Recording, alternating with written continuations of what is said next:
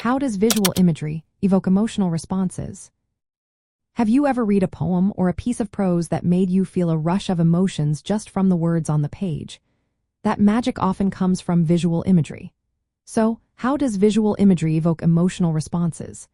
Visual imagery involves using descriptive language that creates vivid pictures in the reader's mind. It appeals to our sense of sight through details about colors, shapes, textures, patterns, tones, and light. When a writer paints a scene with rich visual details, it allows readers to visualize moments as if they were right there experiencing them.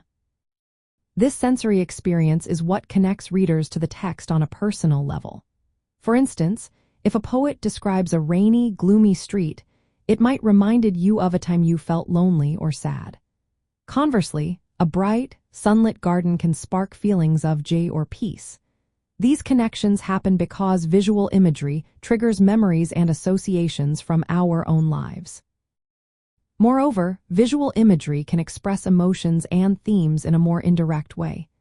Instead of simply stating an emotion, a writer might describe a wilting flower to symbolize despair or a blazing sunset to suggest passion.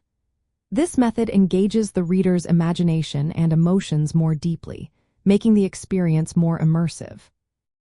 Visual imagery also works best when combined with other sensory details. By incorporating sounds, textures, smells, and tastes, writers create a fuller sensory experience that intensifies emotional reactions.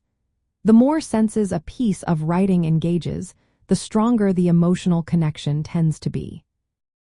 In practical terms, poets and writers use visual imagery to draw readers into their work, hold their attention, and evoke specific emotional responses. By crafting scenes that readers can clearly see in their minds, writers create a shared emotional experience that goes beyond the words themselves. Visual imagery evokes emotional responses by creating vivid mental pictures that connect with the reader's own memories and feelings. It transforms abstract emotions into concrete images, making the emotional content more accessible and impactful in poetry and prose. So next time you read a poem or story, pay attention to the visual imagery. You might just find it stirs up emotions you didn't expect.